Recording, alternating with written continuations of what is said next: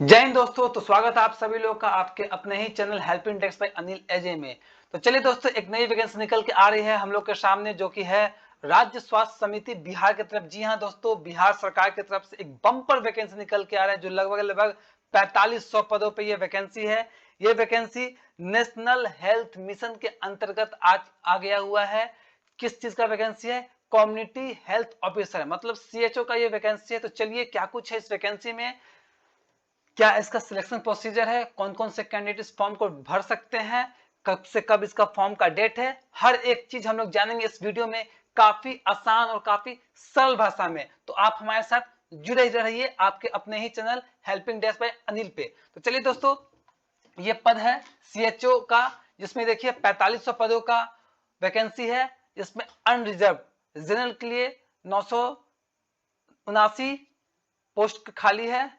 उसके बाद ईडब्ल्यूएस के लिए 245 पोस्ट, एससी के लिए 1243। जी हाँ दोस्तों, शेड्यूल कास्ट के लिए 1243 पोस्ट है, एसटी के लिए 55 और ईबीसी के लिए 1170, बीसी के लिए 640 और डब्ल्यूबीसी के लिए 168 पोस्ट है। तो ये कुल 4500 पोस्ट है। तो चलिए, अब हम लोग बात कर लेते हैं इस पे, इसका एलिजिबिलिटी क्राइटेरिया क्या क्या है, इसका शैक्षणिक योग्यता क्या है। तो देखिए, यहाँ पे इस नोटिफिकेशन के हिसाब से BSc nursing with successful completion of 6 month integrated course, मतलब आपका बीएससी नर्सिंग के साथ साथ 6 महीने का इंटीग्रेटेड सीसीएच कोर्स होना अनिवार्य है, जो कि इंडियन नर्सिंग काउंसिल से या फिर किसी भी स्टेट नर्सिंग काउंसिल से रिकॉग्नाइज्ड यूनिवर्सिटी या फिर इंस्टीट्यूट से आपका ये कोर्स होना चाहिए। उसके बाद क्या है, पोस्ट बेसिक बीएससी नर्सिंग के साथ साथ इसमें भी 6 महीने का इंटीग्रेटेड सीसीएच सर्टिफिकेट होना अनिवार्य है। उसके बाद देखिए, यहाँ पे क्या लिख रहा है, BSc nursing, post BSc nursing, GNM, past candidate who have completed certificate course is community health CCH। इसमें भी वही है, BSc nursing, post BSc nursing और जीएनएम के साथ साथ आपके पास 6 महीने का सीसीएच सर्टिफिकेट होना अनिवार्य है। और साथ में अगर आप इग्नू से भी किए हैं या फिर किसी state public health medical university से किए हैं, तो भी आप इस फॉर्म को डाल सकते हैं, बशर्ते आपका जो मेडिकल यूनिवर्सिटी है वो गवर्नमेंट ऑफ इंडिया से सर्टिफाइड होना चाहिए।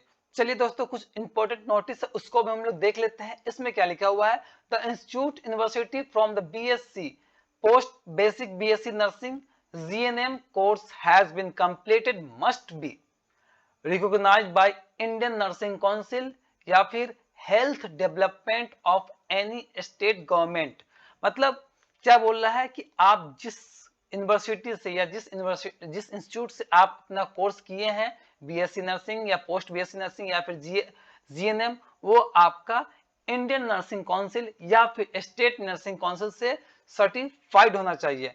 ठीक है, चलिए अब आगे इसमें क्या नोटिस है वो हम लोग देखते हैं। देखिए, यहाँ पे एक तीसरा नंबर पे देखिए क्या लिखा है, applicant will have to upload submit their permanent registration from Indian nursing council any state nursing council. क्या बोल रहा है कि जिस वक्त आप फॉर्म डालिएगा उस वक्त आपका जो परमानेंट रजिस्ट्रेशन होता है इंडियन नर्सिंग काउंसिल से या फिर किसी भी स्टेट नर्सिंग काउंसिल से, उस वक्त आपको फॉर्म के साथ इसको अपलोड करना होगा।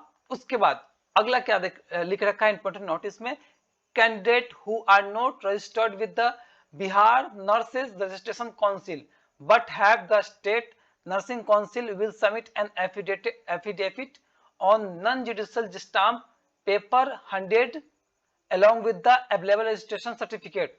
ये क्या बोल रहा है कि जो स्टूडेंट, जो कैंडिडेट जिसका बीएनआरसी में, बिहार नर्सिंग काउंसिल में जिसका रजिस्ट्रेशन नहीं है, वो किसी दूसरे स्टेट से आते हैं, तो उसको कुछ नहीं करना, उसको ये करना है कि नॉन जुडिशियल स्टाम्प 100 रुपया का लेना और उसको जाकर के बीएनआरसी में जाकर उसको सबमिट कर देना है। ठीक है, या फिर वो मेल हो या फिर फीमेल, उसको क्या करना है, पटना में जाकर के बीएनआरसी ऑफिस में उसको सबमिट करना है। तो चलिए आगे क्या कुछ निकल के आ रहा है हम लोग बात करते हैं। इसमें एक और इंपॉर्टेंट नोटिस है, ये सिक्योरिटी बॉन्ड। सिक्योरिटी बॉन्ड में क्या है ये हम लोग देख लेते हैं। यहाँ पे क्या मेंशन किया हुआ है, successful candidate shall serve at health sub centre with the district health society. मतलब जो भी कैंडिडेट इस एग्जामिनेशन को पास करके सीएचओ बन जाते हैं उनको कहाँ पे सर्व करना, उनको कहाँ पे ड्यूटी करना पड़ेगा, उनको कहाँ सेवा देना पड़ेगा, हेल्थ सब सेंटर में, जो कि डिस्ट्रिक्ट में होता है, डिस्ट्रिक्ट हेल्थ सोसाइटी के अंदर हेल्थ सब सेंटर होता है, वहां पे उनको क्या करना होगा, सेवा देना होगा। अगर अगर इसमें एक रूल ये भी है कि आपको मिनिमम कम से कम आपको 18 महीने के लिए आपको जॉब तो करना ही होगा। अगर अगर आप 18 महीने से पहले आप छोड़ते हैं उस जॉब को तो आपको लगभग 2,40,000 रुपया 2,40,000 रुपया आपको जुर्माना देना पड़ सकता है। ये देखिए, ये पूरा नोटिस है सिक्योरिटी बॉन्ड का, आप इसको अच्छे से पढ़ लीजिएगा पॉज करके। तो चलिए हम लोग आगे बात करते हैं। इसमें जॉब रिस्पॉन्सिबिलिटी भी आप देख लीजिएगा क्या क्या है। उसके बाद समान निर्देश में आते हैं हम लोग। मानदेय एनएचएम के तहत नियुक्ति सभी कम्युनिटी हेल्थ ऑफिसर का मानदेय 40,000, मतलब जो तनख्वाह होगा, जो सैलरी होगा आपका सीएचओ का, वो कितना होगा, 40,000 प्रति माह का सैलरी होगा। इनमें 32,000 रुपए निर्धारित मानदेय, ये 32,000 रुपया फिक्स्ड रहेगा आपको, तथा 8,000 प्रति माह परफॉर्मेंस लिंक्ड पेमेंट रहेगा, और बाकी का जो आपका 8,000 वो आपके परफॉर्मेंस के हिसाब से आपको दिया जाएगा। ठीक है। आयु सीमा, शैक्षणिक योग्यता और कानूनी आदि के लिए कट ऑफ 1/4/2025 होगी। ठीक है। आयु सीमा देख लीजिए, आपका एज का लिमिट क्या होगा, एज लिमिट क्या होगा, 1/4/2025 को न्यूनतम आयु 21 वर्ष एवं अधिकतम आयु आरक्षण कोटिवार के नियमानुसार कम से कम आपका 21 वर्ष होना अनिवार्य है। अगर आप ईडब्ल्यूएस में मेल है तो आपका 37 वर्ष तक है। अगर आप पिछड़ा वर्ग में मेल या फीमेल है तो आपको 40 वर्ष। अगर आप ईडब्ल्यूएस में महिला है तो 40 वर्ष। अगर आप अनुसूचित जाति या जनजाति में है पुरुष में आपको 42 वर्ष है। ठीक है। तो ये आपका एज का क्राइटेरिया है। उसके बाद हम लोग आते हैं आगे, क्या कुछ दिया हुआ है। सबसे इंपॉर्टेंट बात यह क्या है, ये देखिए यहाँ पे, वैसे आवेदक जो अन्य राज्य से निबंधित है, जो कि बिहार से नहीं बिलोंग करते, जिनका डोमिसाइल आउट ऑफ बिहार है, वो ऑनलाइन आवेदन करते हैं, परंतु उन्हें बिहार की परिचारिका निबंध परिषद बीएनआरसी पटना से निबंधित होना अनिवार्य होगा। ठीक है। जो भी कैंडिडेट आउट ऑफ बिहार के होंगे उनको बीएनआरसी बिहार नर्सिंग से उसको निबंधन होना अनिवार्य होगा। उक्त परिषद में निबंधन के नहीं होने पर स्थिति में इंपॉर्टेंट डेट के कंडिका 3, 4, 5 में आप जाके पढ़ लीजिए। आपको क्या करना होगा, सेम वही चीज मैं आपको पहले बता चुका हूँ। 100 रुपए का गैर न्यायिक स्टाम्प पेपर पे आपको अपलोड करके अनिवार्य करना होगा और जाके पटना ऑफिस में इसको सबमिट करना होगा 90 दिन के लिए। ठीक है। उसका यहाँ पे पढ़ लीजिए, आपका सबसे मेन इंपॉर्टेंट डेट क्या निकल के आ रहा है इसका, ये फॉर्म कब से स्टार्ट होगा, तो 5/5 मतलब 5 मई से लेकर के आप इसको 26 मई तक ये आपका फॉर्म को डाल सकते हैं। लगभग 20 से 21 दिन का टाइम है आपको फॉर्म डालने के लिए। ठीक है। आगे हम लोग निकल के आता है इसमें आरक्षण जो बिहार राज्य के वर्तमान में लागू परिचालित आरक्षण नियम का है, जो अभी वर्तमान में नियम उस हिसाब से आरक्षण मिलेगा आपको। ये सब ज्ञान की बात है, आप खुद देख लीजिएगा फॉर्म भरने से पहले। आगे हम लोग बात करते हैं, देखिए यहाँ पे समान प्रशासन विभाग बिहार सूचना संख्या 673। ये देखिए यहाँ पे क्या, ऑनलाइन आवेदन करते समय आरक्षण का दावा करने वाले अनुसूचित जनजाति या जाति के मामले में नियमानुसार प्रमाण पत्र जमा करना अनिवार्य होगा। जो भी बच्चा, जो भी कैंडिडेट ऑनलाइन जो डोमिसाइल पर जमा करते हैं उसमें क्या होगा, स्थानीय निवास प्रमाण पत्र और जाति प्रमाण पत्र दोनों जरूरी है। देख लीजिए ये सब। उसके बाद हम लोग आते हैं नीचे, अब हम लोग बात करते हैं कि इस फॉर्म का शुल्क क्या क्या होगा। तो ये भी ऑन द बेसिस ऑफ उम्मीदवार की कोटि पे निर्भर किया गया है। अगर आप सामान्य वर्ग से है, पिछड़ा वर्ग से या फिर अत्यंत पिछड़ा वर्ग या आर्थिक रूप से कमजोर वर्ग से है तो आपको 500 रुपए इस फॉर्म का डालने का लगेगा। अगर आप अनुसूचित जाति, अनुसूचित जनजाति, बिहार राज्य के अस्थायी निवासी है तो आपको 125 रुपए लगेगा। आरक्षित अनारक्षित वर्ग की महिला उम्मीदवार के लिए जो बिहार के अस्थायी निवासी उसको 125 रुपया, और राज्य के बाहर के उम्मीदवार के लिए या फिर वो महिला या फिर पुरुष उसके लिए 500 रुपया। दिव्यांग अभ्यर्थी के लिए 125 रुपया। ठीक है। उसके बाद हम लोग देखते हैं इसमें चयन का आधार, आपका सिलेक्शन प्रोसीजर क्या होगा इस सीएचओ पोस्ट के लिए। तो देखिए अभ्यर्थी को चयन कोटिवार रिक्त के अनुसार इसमें क्या होगा, आपका सीबीटी होगा, कंप्यूटर बेस्ड टेस्ट होगा, जो कि इसमें सिलेबस क्या क्या 100 नंबर का आपका टेस्ट होना, एग्जाम होना, जिसमें क्या होगा 20 नंबर का जीके होगा, जनरल नॉलेज। उसके बाद 20 नंबर का आपको क्या होगा, रीजनिंग होगा। 20 नंबर का आपका न्यूमेरिकल एबिलिटी होगा। 20 नंबर का आपका टेक्निकल एबिलिटी होगा, जिसमें से आपको लगभग ये पूरा 80 नंबर का हो गया। अधिकतम पर्याप्त 100 होगा और 2 घंटा का आपका ये 2 घंटा क्या होगा आपका एग्जामिनेशन होगा। उसके बाद यहाँ पे देखिए क्या लिखा हुआ है, प्रतियोगिता परीक्षा का प्रश्न पत्र हिंदी एवं इंग्लिश दोनों भाषा में होगा, 100 अंक का होगा, जिसमें से ये मल्टीपल चॉइस क्वेश्चन होगा, 80 प्रश्न होंगे तथा प्रत्येक प्रश्न का अंक उक्त कंडिका के अनुरूप होगा।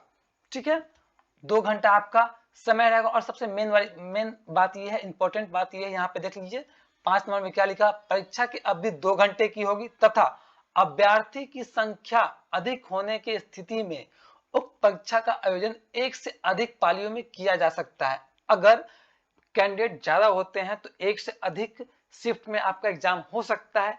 1 से अधिक पालियों में परीक्षा आयोजित किए जाने की स्थिति में परीक्षा का परिणाम नॉर्मलाइजेशन की प्रक्रिया अपनाते हुए तैयार किया। तो ये पहले ही से नोटिफिकेशन में दे रखा है कि अगर 1 से अधिक शिफ्ट में एग्जामिनेशन होता है तो आपका रिजल्ट को नॉर्मलाइज किया जा सकता है। ठीक है, तो ये पूरा का पूरा एग्जाम क्या होगा, कंप्यूटर बेस्ड टेस्ट, मतलब ऑनलाइन आपका एग्जाम होना है। ठीक है, उसके बाद ये देखिए आपका प्रमाण पत्र सत्यापन डॉक्यूमेंट वेरिफिकेशन के समय क्या लगेगा, काउंसलिंग के समय आपको क्या लगेगा जब आप एग्जाम निकाल के पहुंचते हैं। काउंसलिंग के बाद उस वक्त आपको कौन कौन सा डॉक्यूमेंट लगना है ये देख लीजिए, यहाँ लिखा हुआ ऑनलाइन भरे गए आवेदन, सीबीटी का प्रवेश पत्र, उस वक्त जो आपका एडमिट कार्ड मिला होगा वो, copy on online filled up to application form, उसके बाद 2 पासपोर्ट फोटो रंगीन जो कि ऑनलाइन के समय अपलोड किया हो, उसके बाद फोटो युक्त पहचान पत्र जैसे आपका आधार कार्ड हो गया, पैन कार्ड हो गया, ड्राइविंग लाइसेंस हो गया, वोटर आईडी या फिर पासपोर्ट। उसके बाद डेट ऑफ प्रूफ बर्थ के प्रूफ के लिए मैट्रिक का मूल प्रमाण पत्र, उसके बाद सभी शैक्षणिक योग्यता का प्रमाण पत्र एवं अंक पत्र, इंटर्नशिप सहित डिग्री। ठीक है, उसके बाद सक्षम प्राधिकार द्वारा निर्गत निबंध प्रमाण पत्र, इंपॉर्टेंट नोट्स। ठीक है, अगर आप दिव्यांग है तो दिव्यांग का प्रमाण पत्र लेगा, मूल मतलब ओरिजिनल सर्टिफिकेट लेगा। उसके बाद देखिए स्वतंत्रता सेनानी के पोता पोती नाती नतनी के आरक्षण का दावा करने वाले अभ्यर्थी के लिए जिला पदाधिकारी और उनके द्वारा मनोनीत पदाधिकारी का विभिन्न पद पे नियुक्त होना चाहिए। मतलब अगर आप स्वतंत्रता सेनानी के पोता पोती या उनके परिवार से आप आते हैं तो जिला पदाधिकारी का अटेस्टेड होना जरूरी है। ठीक है, विभागीय कर्मी के रूप में उम्र सीमा की छूट प्राप्त करने वाले अभ्यर्थी को सक्षम प्राधिकार निर्गत कामगार प्रमाण पत्र। ठीक है, ये आपका नोटिस है, ये सब आराम से पढ़ लीजिएगा। तो चलिए दोस्तों आगे हम लोग देखते हैं क्या कुछ है इसमें। आपको मैं बता दूं कि ये फॉर्म, ये सीएचओ का फॉर्म आपको 5 मई से स्टार्ट हो जाएगा फॉर्म फिलअप होना और 26 मई तक इसका लास्ट डेट है। तो आप लोग स्टार्ट होने से जल्द फॉर्म को भर दे। तब तक के लिए आप हमारे साथ ऐसे ही बने रहिए। नए अपडेट्स के लिए आपका अपना ही चैनल है हेल्पिंग डेस्क में अनिल में। तब तक के लिए जय हिंद।